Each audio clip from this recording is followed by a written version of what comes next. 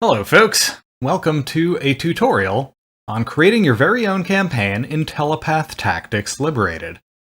We're going to start by going into the campaign editor. We're going to click New Campaign, and we are going to name it. What are we going to call it? I don't know, how about Defense of Bucalia? And short description of the campaign. Bucalia is unexpectedly attacked by Invaderland. Heroes must rise to the occasion and defend their homeland.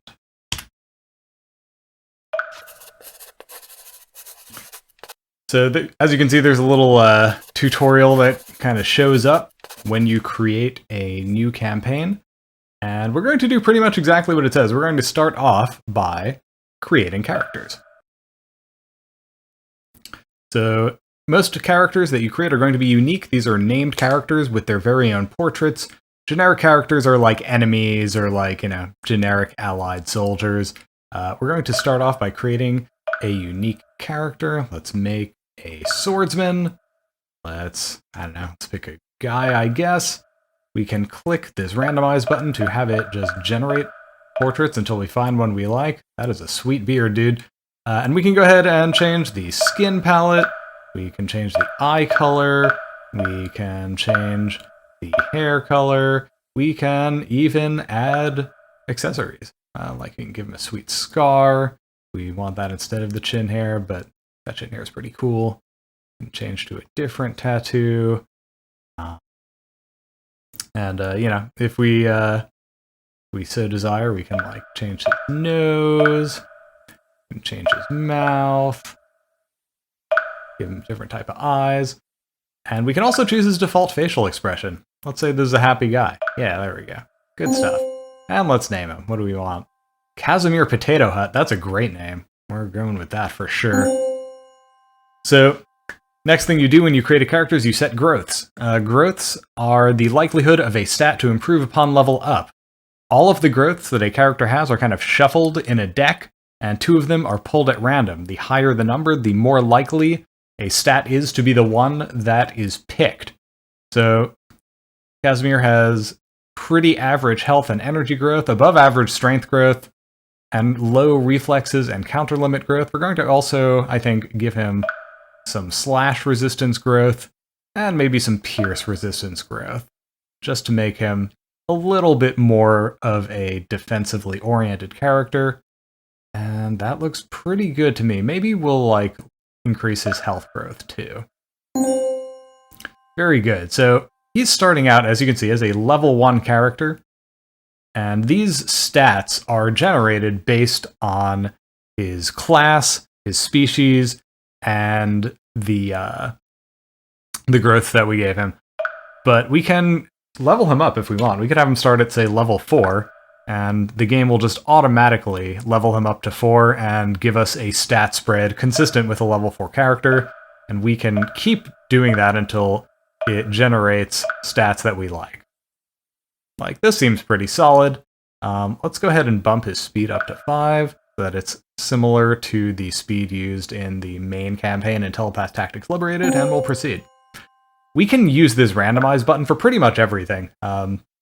If we want to get an example of what's a normal thing for a character of this class and this level to have.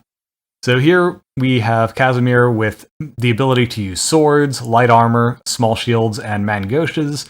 He starts with the skills Shove and Pull. We don't need to worry about starting him off with the sword skill because he has the sword equipment mastery, and any sword that he equips will give him the sword skill. Meanwhile, down here we have skill progression. These are things that he will learn when he hits certain levels. At level 5, he will gain medium armor mastery, so he'll be able to equip medium armor at that point. At level 7, he will gain feint. At level 10, he will gain Book of Power mastery, and he will also gain sprint. At level 11, he will gain strength proficiency. Proficiency just means they gain bonus stats in that stat when they level up. So even if he, levels up and gains only, say, health and slash resistance, if it's level 11, he will also gain strength in addition. 14 is dodge proficiency, 15 he gains preemptive stance, 17 he gains rapier mastery, level 20 he gains lunge. At level 20, a character will promote and become a prestige class of your choice. Anything beyond 20 that you see in the skill progression, just basically subtract 20 from it, and that's the number of levels they need to gain as a promoted unit to learn that thing. So once he's a level 2, like, say, sword dancer or something like that, he'll gain double strike. Inventory. Let's give this guy some equipment. First up, let's give him some bandages so he has the ability to heal. Let's give him, oh, I don't know, maybe an iron sword. And anything we want him to automatically equip, we just type that next to it, and that'll happen for us. And let's go ahead and give him some leather armor. That ought to do it. Counterattacks, sword, that's perfect. That's exactly what you want him to counterattack with. We could have the game randomize and maybe even give him some procedurally generated equipment, but this is fine for now. We'll confirm.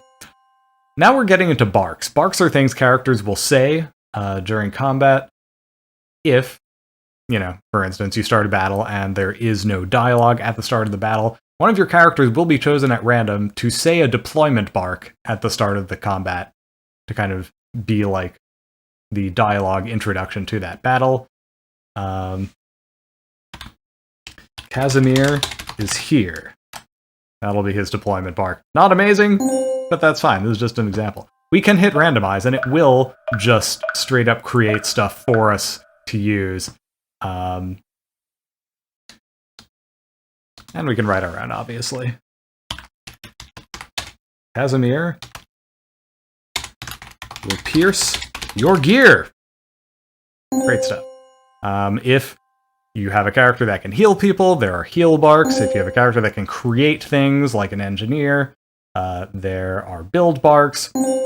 Victory barks are if you manage to defeat enemies. Casimir has won. It's clear. Boop. Okay, very good. Defeat bark. That's exactly what you might expect it to be. Casimir is done, I fear. Very good. Camp activities, don't worry about that. That is a thing for Together in Battle. And voila, we have created Casimir Potato Hut. All we have to do now is hit save character, and voila, he is saved, just like that. And we could go ahead and create a bunch of other characters to sort of be his allies by hand. But if we want to save time, we can have the game randomly generate them for us. Let's go ahead and generate some level 3 human characters to be Casimir's buddies. We don't really need another swordsman. Let's skip on Michelle Potato Brain.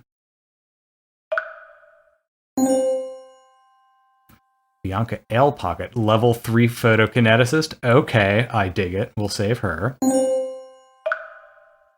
Let's create another one. Marius Mind Pommel. That's a pretty cool name. We'll save you. What else we got? Alright, let's create another one. Liam Flattercoin. Great name. I dig it. And let's create one more character by hand. We'll just go ahead and get a Psy Healer. That's usually good to have. Great portrait, that's fine. Irma Neverbrick, cool. We'll give her lower health growth. Yeah, that seems pretty good. And we'll just start her with 20, so she's not too frail. Mind Shield and Mind Blast, great. Long Shield, ah. Alright. Yeah, she's pretty good. She's a good one. This all looks fine to me. Starting inventory. She starts with an apple, great. Very good. Give her attack barks, give her heal barks. Give her victory barks. Defeat bark. Okay, good stuff. And we have our Manifer. So now we've got 5 or so characters that we can put into the player's starting army, but we need a couple more characters, and we need these to be generic so we can use these as enemies. I'm just going to go ahead and create human axe fighters, and since these are generics, we're going to pick changing for gender presentation. This means they can become masculine or feminine presenting when they're spawned. It's a 50-50 chance. And we will just make these Invader, Lander,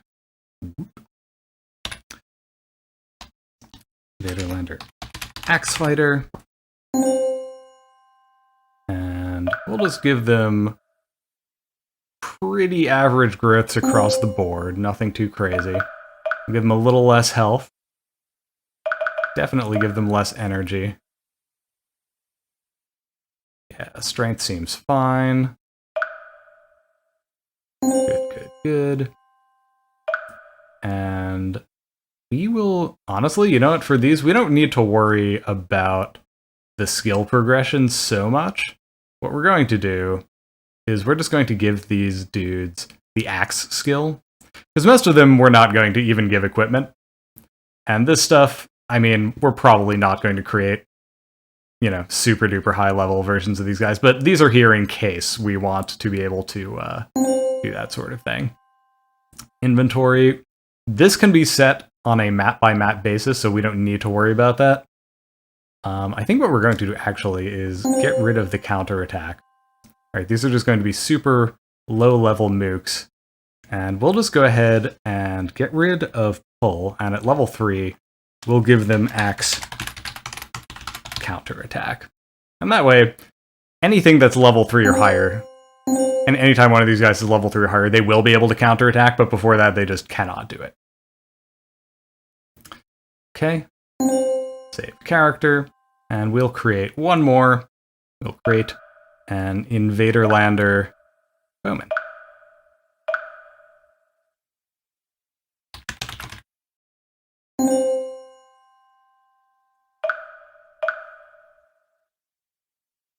That seems fine. That seems fine.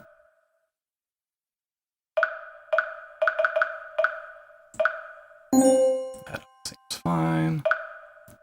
Starting skills, we're just like with the Axe Fighter, we're just going to give these dudes bow automatically. Ordinarily, you would not do this for like a regular character, but for a character like this that's a generic and is not going to have equipment all of the time, just giving them an attack skill that they have regardless of whether they have anything equipped, it makes sense. It's a pretty decent move. And we'll go ahead and change the skill progression a little so that these guys don't have super advanced attacks until they get up pretty high in level. Yeah, there we go. Okay. That's pretty good. We don't need to give these dudes strength proficiency. Or accuracy proficiency, for that matter. Good stuff. Inventory, we don't need to give them an auto inventory because they're generic. And we don't need to give them barks either. And voila, we have our Invader Lander Bowman. So we've got our basic characters here on the left, and if we ever want to edit any of these, we can just click them, and it'll take us directly into the character editor, and we can hit back and just go through their stuff. But let's not mess with that right now. Instead, let's move on to the cutscene editor. Every campaign starts with a cutscene called Introduction. We click it, and it takes us right into the cutscene editor to edit. The very first thing we do, if we want, is we go ahead and we change the background. There's a bunch of different backgrounds we can play with. I am going to go ahead and say, let's use a castle background. And this will be, I believe, a castle morning, if I remember right. So now we can go ahead and change the narration at Castle Beautiful in the land of Bucalia. So the way that cutscenes are structured is they have frames, right? If you look over in the top right here, you'll see we are on frame 1 of 2. And when the player clicks to continue, as it says sort of down here in the bottom right, it will take us to the next frame. Before we actually do anything else, though, let's go ahead and create our starting roster of characters. This will actually tell the game, okay, these are the characters the player starts out with in their group. This will be very helpful later. And obviously we're not going to put any of these guys in there. So we're good.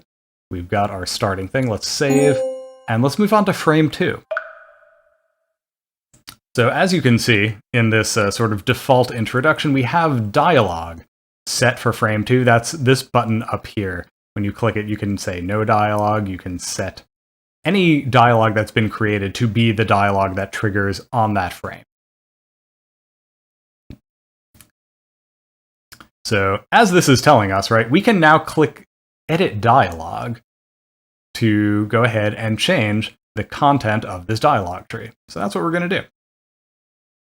When we enter the dialog tree, you'll notice, or the dialog editor, I should say, you'll notice that there are multiple things on here, right? There are 3 different scripts and a dialog tree. This script over here is called Start Game Values. Scripts are basically just a sequence of script actions. So when the start game value script is run, it triggers the set start date action. It sets the player's aura, which is like, their money, basically. It sets the player's food that they have. It sets a custom string value. Team name is the good guys. So you can reference that sort of thing in other scripts and in dialogue. And similarly, it sets a custom integer value. So it has this new integer value it's created called example number, and it sets it equal to 99. Anytime you want to add an action, you just click that thing, and then you click the new thing that came up, and you can just start typing. And it will give you, when you start typing things, sort of autocomplete suggestions that you can use anytime you want to start adding actions. But let's not actually do that right now. Yeah, that's fine. Let's go ahead and go into dialog intro. So this green box up here, right, if you click it, it tells you the conversation ID, which is intro, and it has a trigger and parameters, and it asks if it's repeatable. This isn't going to be repeated, but it doesn't super matter because this is a cutscene, but also the trigger and parameters don't super matter either because it's a cutscene. Really the thing that's important in a cutscene is the conversation ID. So we're just going to bear in mind, okay, this conversation ID is intro, and if you remember, right, back out here, we have it set to intro. This is the current dialogue for frame 2, which we're on here. So going back to this, we actually have these different branches, right? And they're numbered there in the top left, and we click on a branch if we want to edit it. So this is branch 0. This is the very first thing that shows up when this dialogue is triggered. We could put in a branch name for this if we wanted. Sure, let's do it. First branch. The important stuff in a dialogue branch is you got to set the speaker, you got to set the text, and you can put actions and you can put replies. Actions are exactly like the actions we were talking about in the script before, right? Remember that script we were just talking about, start game values? So there's an action that lets you run a script. So literally there's an action attached to branch 0 which just runs the script start game values, and that in turn will trigger all of these actions, right? It will set the start date, the money, the food, the team name, the example number, and that's great, right? We can customize this with whatever values we want, and it'll just get run on branch 0 of this dialogue. Let's go ahead and back out for a second and refresh ourselves on the names of our characters. We have Casimir Potato Hut. We have Bianca Ale Pocket. Let's go ahead and have Bianca Ale Pocket report to Casimir Potato Hut. So we'll go back to edit dialogue, and we will have Bianca Ale Pocket be the speaker. Bianca runs up, out of breath. Casimir, we're being mobilized. The Invaderlanders have launched a surprise attack on Bucalia. Now, we can add more actions to this, and I'm going to do just that. I'm going to go ahead and run an action here called Add Speaker Portrait. This is going to find Bianca's portrait, and it's going to plop it down on screen so that we can see her talking. Let's have her facing right. We will give her the facial expression shocked, and we won't bother with this other stuff. We're probably good with just that. I'm going to go ahead and correct that, though. It's important that people's names be spelled correctly so that things like Add Speaker Portrait can reference the correct portrait. Now I'm going to go ahead and add Casimir's portrait. He's not the speaker, so we'll just use Add Portrait for him. We will go with Casimir Potato Hut for the reference name. And the portrait name, well, that just has to be his name, right? Facing, we will go with left for this one so that he is facing Bianca. Color name, let's just go ahead and make him blue. And facial expression, let's just have him start off with a blank facial expression. Good stuff. So now we need to go on to the reply, right? This is what will happen when the player clicks. We can have multiple replies, in which case they'll get a choice, but let's just go ahead and keep it with one reply for here. Next scene means that we'll just go immediately to the next scene once they click through this dialogue branch. We don't actually want that yet. Let's change this to next branch. And we'll just put continue here. It's not actually significant what text you put up here unless you have multiple replies, because it won't show it unless there's multiple replies. But just for our own reference, we'll just have it like that.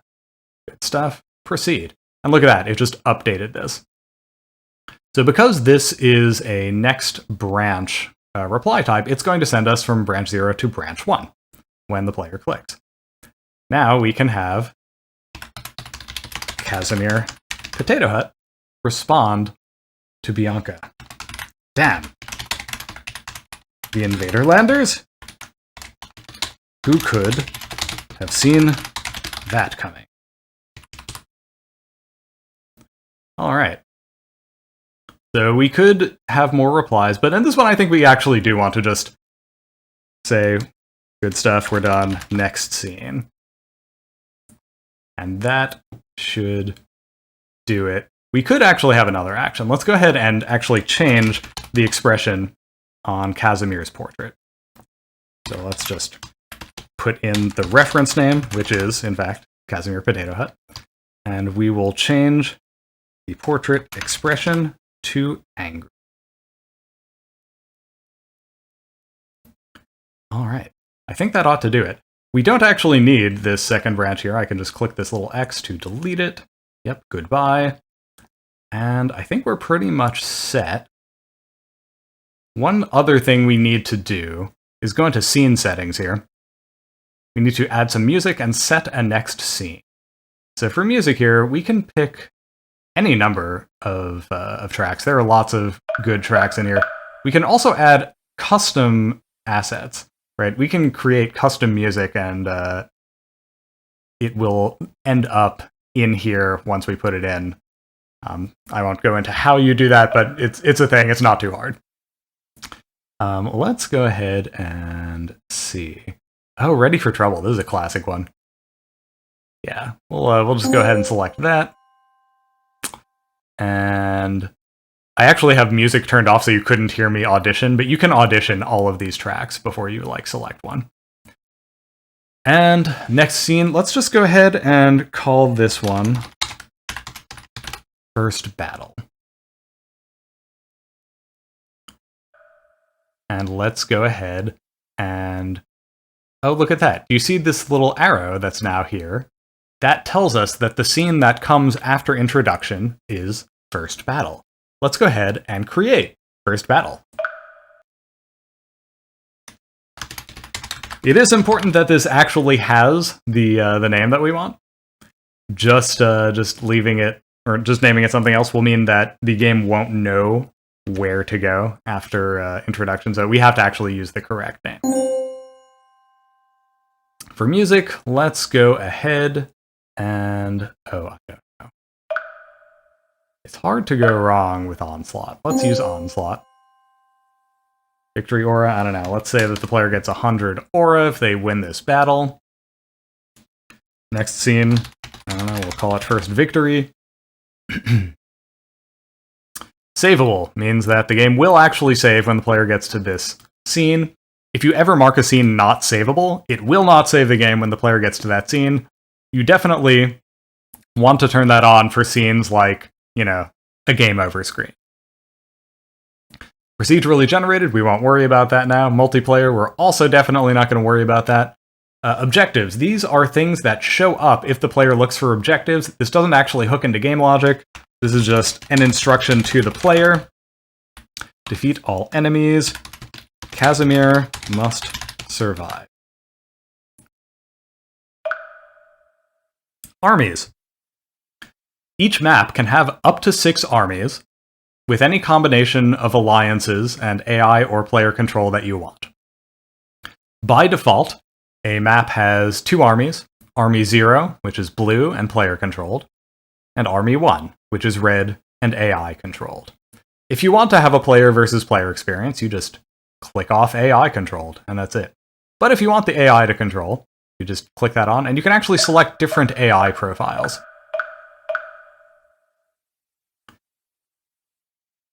If we wanted, we could add a 3rd army here, right? This is an... yeah, so this is a green army, right? It's AI controlled. If we just leave it like this, every army will treat every other army as an enemy. If we want the green army to be allied with the blue army, we just go ahead and make them allies of one another. Army 0 is now an ally of Army 2. Army 2 is now an ally of Army 0. Very simple stuff. Let's go ahead and delete Army 2 here, though, just to keep things simple for now. Confirm. Conditions. This is super important. Conditions are where you set things like the weather. They're where you set things like the lighting. They're where you set up whether the player gets manual deployment of their units. They are where you set victory and loss conditions. We actually do have a loss condition that we need to be aware of here, right? We said that Casimir must survive. That means we need a protect Car condition. Let's go ahead. This is for Army 0, because that's the player's army. And the character that needs to survive is Casimir Potato Head. Good stuff. Let's confirm. So now it's time to start actually placing people down and placing terrain. First things first, let's go ahead and create a little castle entrance over here. This will be the place that is getting defended. Let's place down some castle walls.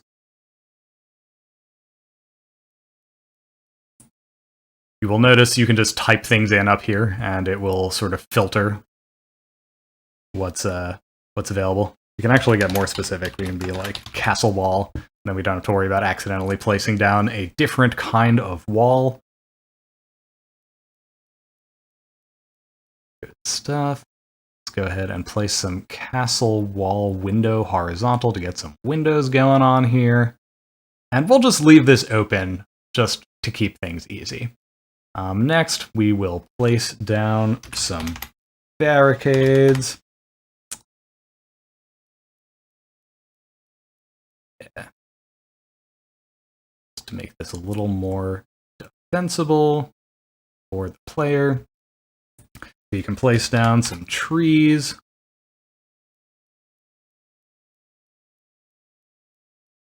Place down bushes.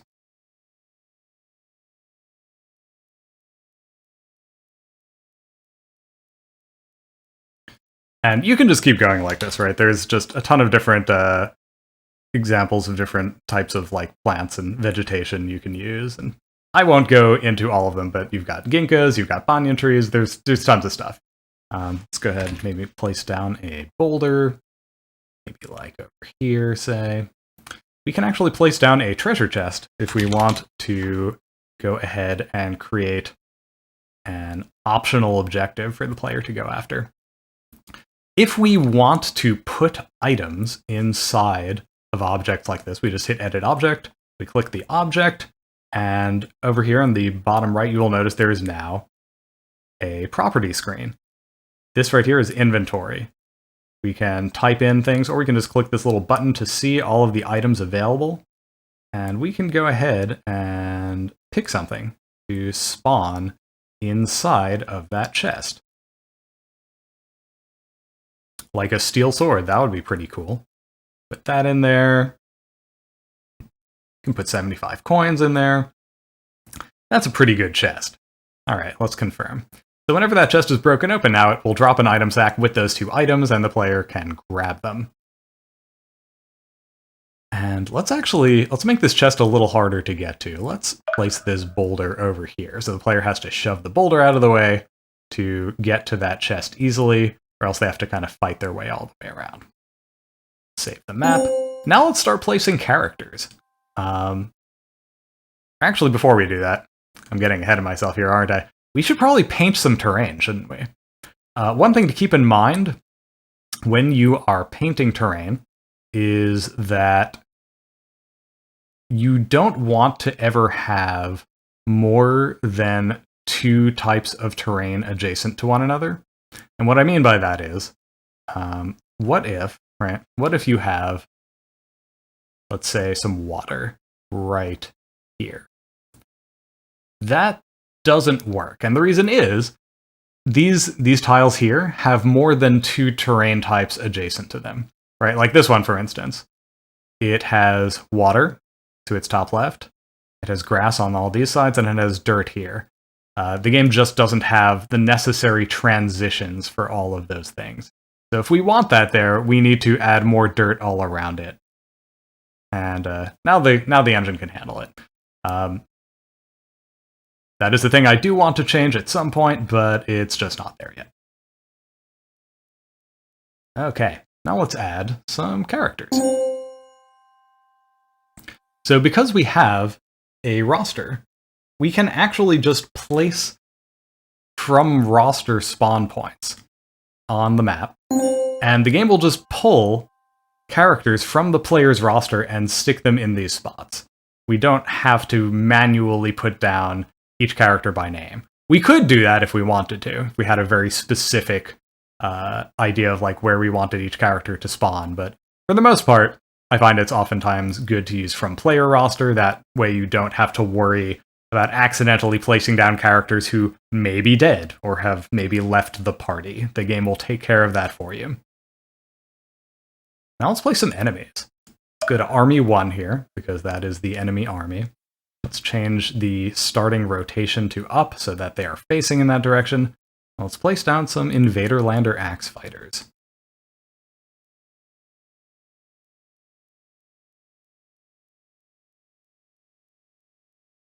If you ever want to change an enemy's rotation really easily, you can just right-click them, and it'll do that. If you ever want to edit a character, you just click the Edit Character button, and you can add things to them, like tags. We are going to add a couple of tags to this character for sure. Passive. And level up 4. So this is going to do 2 things. By making the character passive, this character will not move unless enemy units walk into range of them. If an enemy unit walks back out of range of them, they will wait until enemies come back into range again before they move and attack. And level up does exactly what you think it does. Level up 4 means this character will level up 4 times and become level 5. And that's pretty good. So we've got this character here guarding the treasure chest. We've got all these characters over here. Let's go ahead and put passive tags on these characters as well. Another thing we can put on them is pursue. Pursue means that if a character ever attacks or is attacked by this character will lose their passive tag. They will then effectively become just a purely aggressive enemy that pursues player characters around. We'll do that. We'll stick those tags on this character as well. These two we will leave aggressive so that the player has some offensive stuff to deal with. And let's place down one more enemy. Let's just put down a single Invader Lander Bowman. Maybe over here. And we will go ahead and give this character passive and pursue tag. One cool thing you can do is you can also assign enemies to what are called aggro groups. So we'll go ahead and create aggro group 0. And we will go ahead and assign the aggro group 0 tag to all 3 of these characters. What that means is that if pursue is triggered for any one of these characters, it will also trigger pursue for every other character in the aggro group. So if any of these characters manages to get off an attack or is hit by an attack, it will cause all 3 of them to cease being passive. All right, feeling pretty good about this so far. There's a lot more I could talk about here, but I think this is a pretty good intro. One thing I will do in addition to the above is I will create a procedurally generated boss unit. This will be a unique unit with its own inventory. And we will call this Invader Lander Commander. Actually, no, you know what? I take that back. Let's just have it create an Invader Lander Commander with a randomly chosen name. That's cooler, I think. We will go ahead and make this character a swordsman. We will make them level 6. Either is fine. Because swordsman is a human exclusive class, we don't have to force species. They will just be human, and that's fine. We will go ahead and put the Invader Lander Commander down here. And let's go ahead and edit them. We will make... Nah, we don't need to put them in the aggro group. We will just make them passive. And... Yeah, that's fine. That's good enough. And maybe let's give them a little something they drop when they're killed. Like 100 coins? That's a pretty good haul, I think. I'll confirm that. One thing we could do is if we didn't want this to be a route map, right? If we wanted this to be a map where the player kills the boss, we can change this from defeat all enemies to defeat the enemy commander. And then we would have to go into conditions. And this protect Char condition that we put on Army 0 for Casimir Potato Hut, we just go ahead and create another one. Army 1 now has to protect their commander. But wait a minute. We don't know their name, right? They don't have a name because they're randomized. So what we have to actually do for this is go ahead and add another tag. We're going to add an ID tag. An ID tag creates a script ID that can be referenced by conditions, by actions, even in dialogue.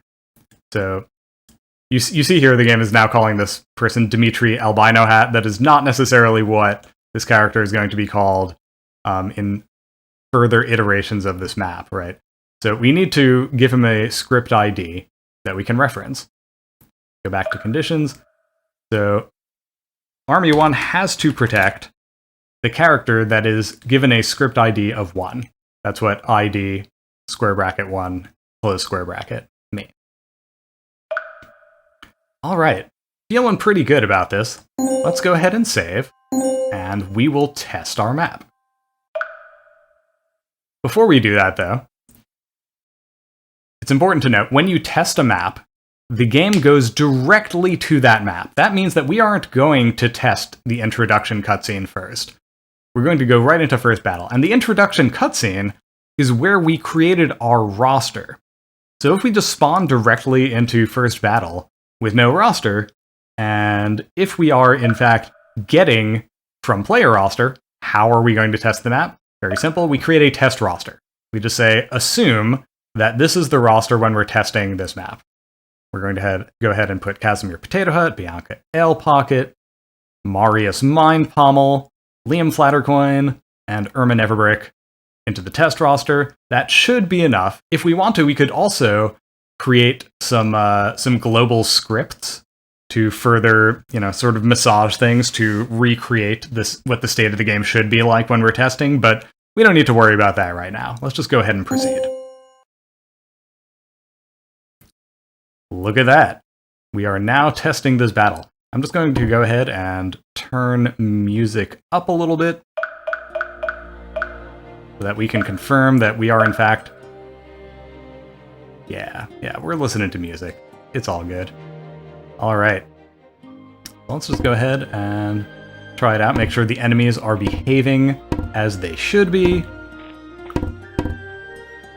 Let's go ahead and place down another barricade over here so we don't have to worry about enemies running up and immediately attacking our squishies. Okay, and turn.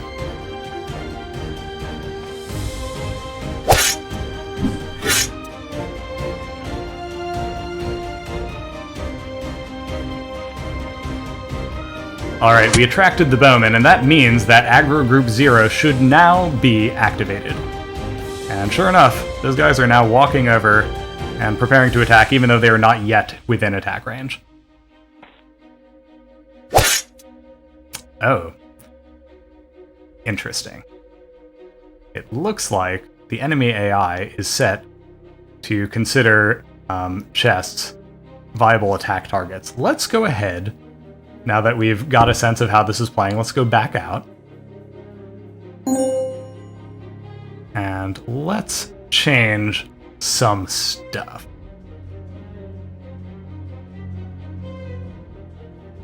Let's see, what do we have the AI set to for this army? That's why we have the enemy AI profile set to unpredictable. Let's go ahead and set them to balanced. I believe the AI will ignore treasure chests on balanced. However, I could be wrong. If it is not the case, you can actually, there's a tag you can set, right? Treat as army. This will cause the AI to treat this treasure chest as though it were a member of Army 1. That means that characters in Army 1 will not attack it. Let's save the map and see what happens. And we still have our test roster all ready to go here. Let's proceed. And let's just hit end turn and see what the army does. That character's not passive. That character's not passive. And no one else moved. That is perfect. That is exactly what we wanted. Good stuff. As you can see, this commander is now named Mortimer Superbore. Not the most exciting name.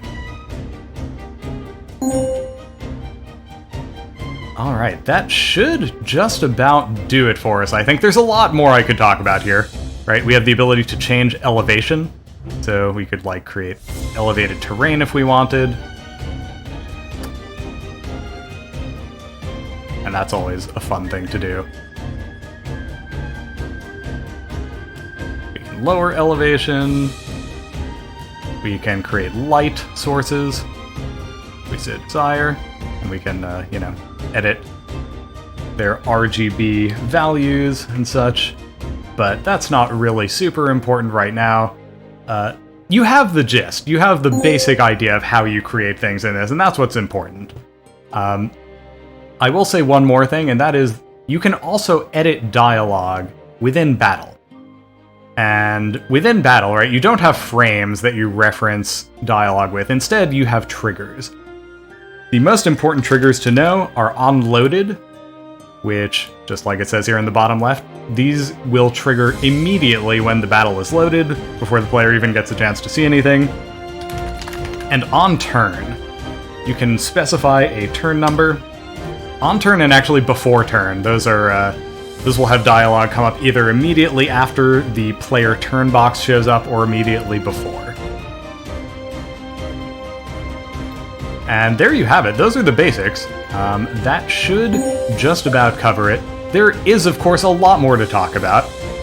You can create global dialogue and scripts, which can be referenced in any scene. Those are super important.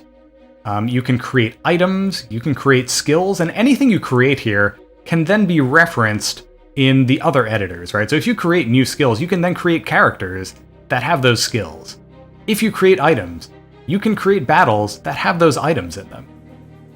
It's super interactive and interconnected, and I am so excited to see all the cool stuff that you create with this campaign editor suite. That's all we have time for today. Thanks so much for watching. If you have any questions, please feel free to post them in the comments, and I look forward to seeing you in Telepath Tactics Liberated.